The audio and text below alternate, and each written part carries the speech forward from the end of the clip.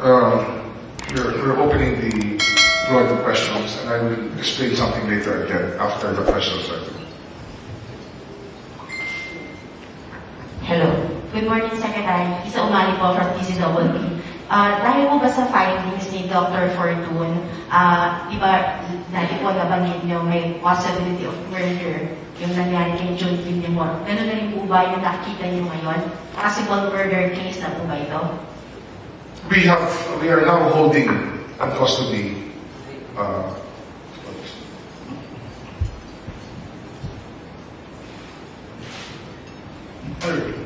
in custody na ngayon ang 7 tao na marahil may kasama sa may alam sa nangyari sa kanya, at ito po ay ating hinahawakan na ngayon. Hindi pa sila tinatanong, ngunit aalamin natin 7 tao po ito na ating tatanungin sa bagay nito. Dahil nga sa mga investigasyon na nagaganap ng huling araw, marami na po tayo nakakausap, marami na po nagpapaliwanag. At may 7 pa hong tao tayong kinuha na maaaring ito na ang magpapaliwanag at magtuturo ng pagkamatay ni John Villamor ay isang hindi po aksidente, hindi po atake ng natural, ngunit isa pong pinagplanuhang kamatayan. Kaya ito po ay malinaw na malinaw po ngayon. Kaya kakausapin po namin yung 7 tao. Secretary, good morning. Si Johnson po from ABS-CBN. Secretary and kay Dr. Fortune, kung gano'n po na magkaiba yung result dun sa autopsy ng NBI sa findings po ni Dr. Fortune, will this not create reasonable doubt dun sa criminal case against the perpetrators? I'm not really sure na magkaiba. I have not actually seen the report of NBI. As I kept saying earlier, what is admitted was very sketchy, and it was more of an internal office memo. It's not a technical autopsy report. I'm not sure kung magkaiba. Let me just comment that it, for them to have seen the body earlier, of course, nagkaroon ng changes.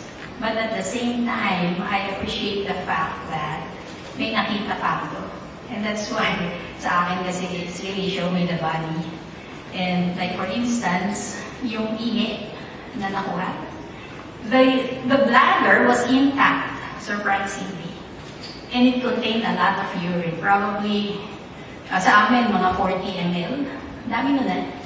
Hindi ko alam kung ano yung nakuha ng NBI because I was told that, kasi ang tanong ko, hindi niya ba nakita to? Kasama yun sa complete autopsy. Ang sabi sa akin, they aspirated daw. But really, what we do is we take out the bladder, everything there, the prostate, the testes. That is how you do a complete autopsy. There's another potential source of toxicology samples. The stomach. Again, to my disadvantage, it's not there anymore. And apparently, they took out the entire stomach. So, let's wait. I don't know when they're going to release their findings, if they're still doing histopathology as well, and toxicology. Anyway, the presence of methamphetamine is another factor that probably we should note. Rumors na meron talaga siya doon sa loob ng bilibid, I think is confirmed by the fact that the person who died had shabu or methamphetamine in his system. I think it's a very important finding that was not present in the first report. And this, actually, we are still planning to have a second laboratory examine the urine that is there. Kasi marami naman siya. I think that the exam for drugs or for reactions sa urine did not exhaust all the possible material that we can have examined by a second laboratory in case Dr. Fortune wants to search for more clues in the urine. And we're willing to do that, and we will just look for the laboratory that can process it. Secretary, follow-up lang po. Yung binanggit po ninyo na in custody yung 7 na maaaring makatulong dun sa investigation, sila ba yung magtuturo doon sa mastermind or isa sa kanila yung posibleng mastermind? Di ba, we have the PERCY LAPID case and the June Villamor case. Naging intersect yung dalawa because June Villamor was an alleged co-conspirator in the death of PERCY LAPID. But because June Villamor died also, then it's another case in itself. I think that we should not forget that we're not talking about a single person dying, but two persons dying. And yung mahalaga lang sa 7 na in custody ngayon is that they can validate that June Villamor was actually killed. There's nothing inconsistent with the findings of Dr. Fortune or the NBI on this matter. I believe, no inconsistency because not being apparent doesn't mean it didn't happen. I think we should be clear about that. Kaya, we're now in the last phase, I believe, of the investigation. We will evaluate again all the statements.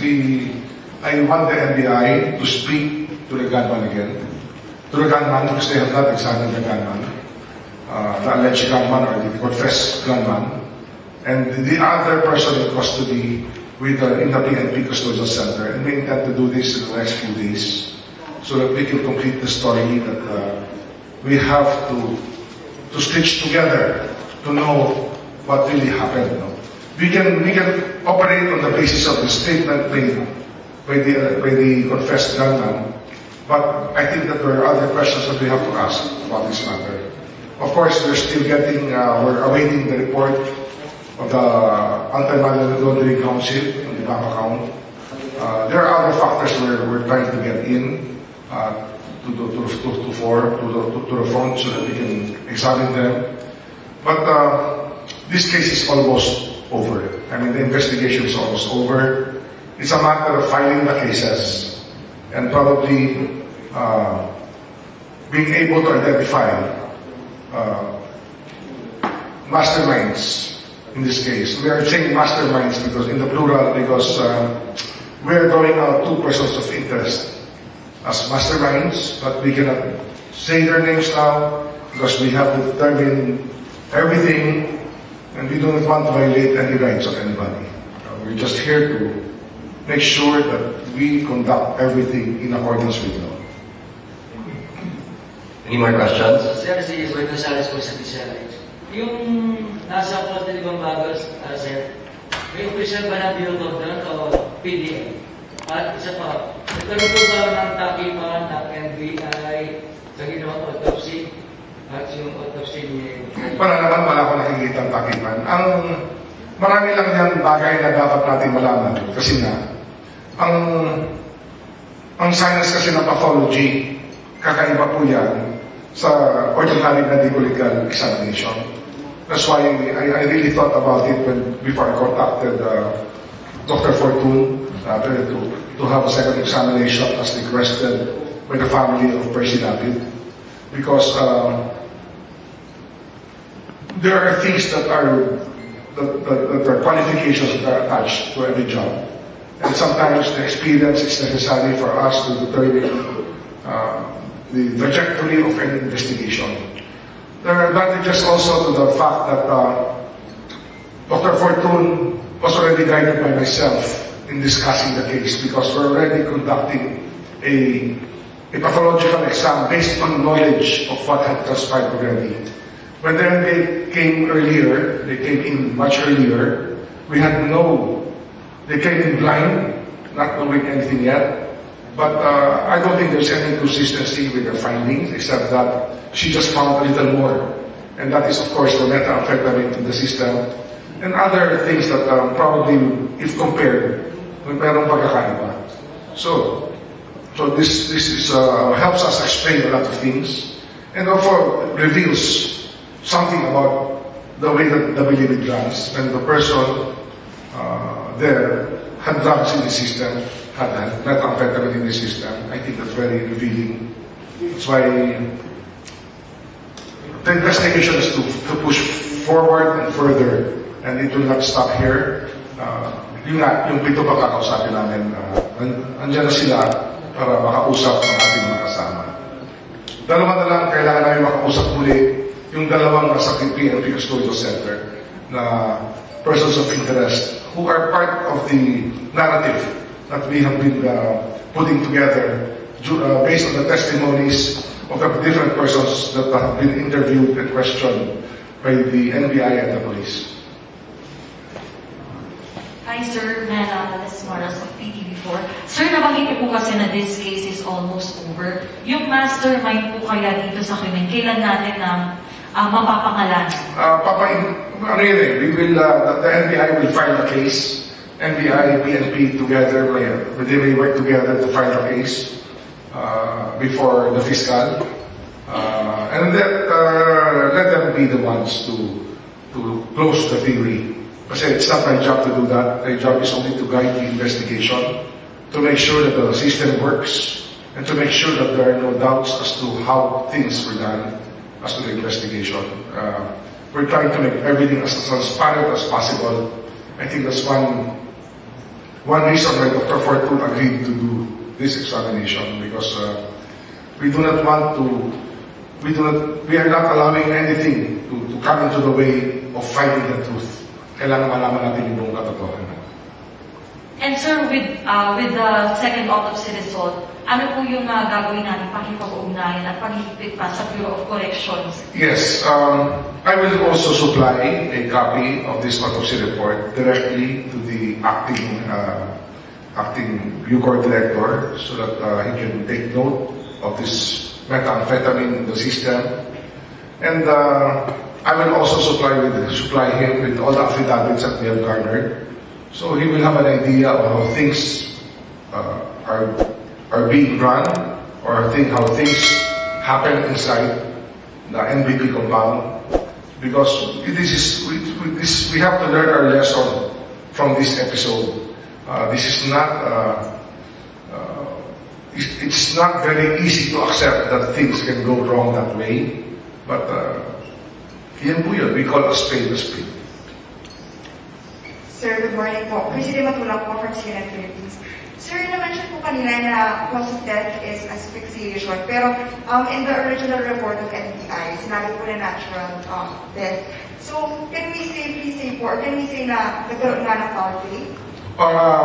Informed na kasi, ang pagkakaiba lang kasi, the second autopsy report, informed na po ang doctor of the possibility of foul play.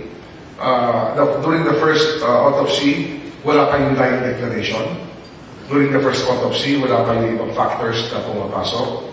So, it is already an informed examination that brings to light so many things. Ganun lang po yun eh. It just came later, and that some information was not yet available at that time. So, you're not talking about inconsistency, you're talking about developments that happened after. Hindi po inconsistency. Sir, mas gumulo ba, or did this make the investigation clear? Kasi medyo hindi nagkatugma yung mga autopsy results. Again, Can we safely say can you take off your mask so I can read your lips also when you speak?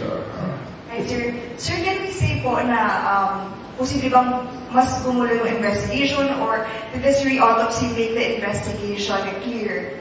I think it made everything clearer. It gives you a better picture of what conspires inside.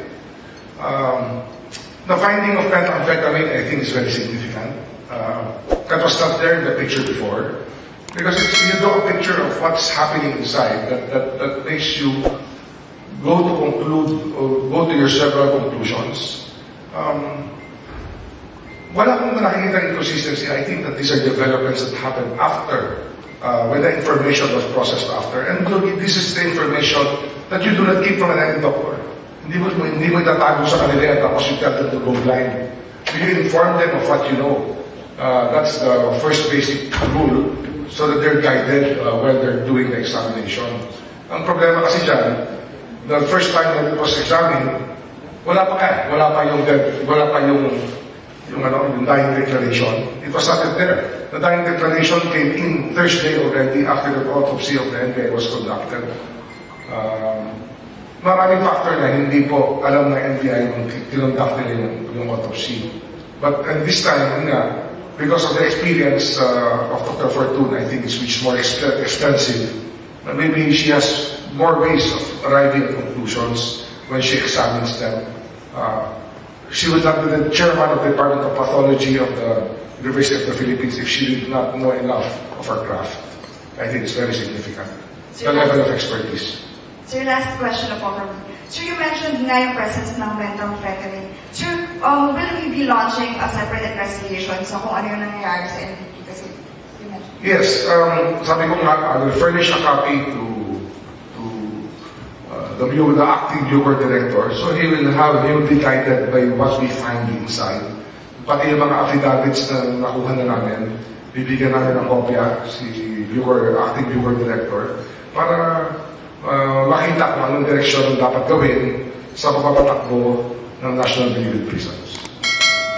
Hi, sir. Good morning. Mac Gonzalez from JB po. Sir, Dr. Fortune mentioned earlier na there was an additional information of how he died. Pwede po ba natin sabihin kung sino po yung nagbigay ng information yun? Was it a PDL? Was it an official? PDL. A PDL po. Yes. Sir, And this is a sworn statement. We're not talking about kwento. We're talking about a sworn statement. Sir, now that we've kind of established that there was foul play dahil nga po yung plastic bag, ganyan, sir, can we say na ito ay parang paraan para patahimikin si June Villamor with regards to the PERCY LAPID case? I know that there are two separate cases. Yes. Kaya nga, we're talking about two deaths already. We're not just talking about PERCY LAPID. But it will bolster the whole theory. They're all tied together. Magkakasama po lahat yan, mga facts na yun. Sir, last na lang po. Sir, merong binanggit po yung Mabasa family that they have been receiving death threats as well. Meron na po ba silang hiniling sa inyo ng karagdagang... I spoke to Roy Mabasa this morning and he's in contact with Witness Protection and we're providing security for Roy and the Mabasa family. Sir, last na lang po kahapon. Sir, nag-request po sila na ipatrace yung mga tawag at yung mga text sa Mabasa family. Yes. Sa Mabasa family, I have to get their numbers and I will have the NBI do that. We have the expertise to trace all of this information. Thank you, sir.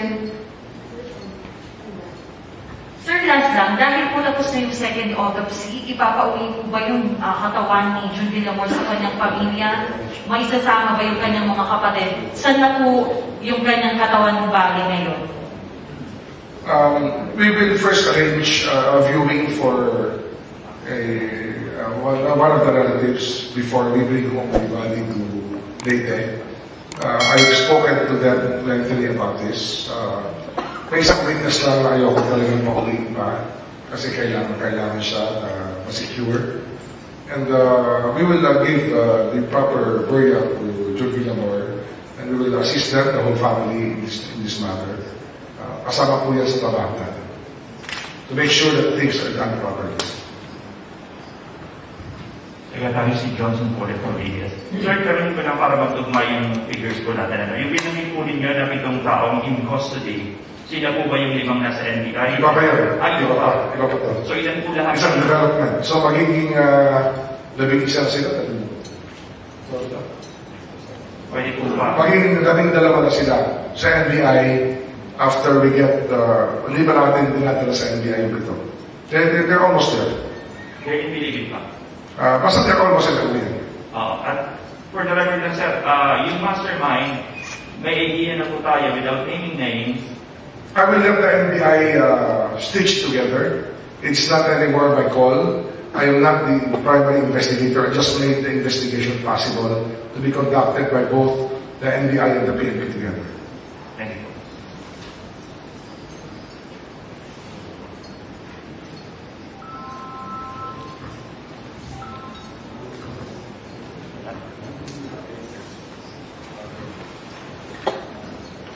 So, okay.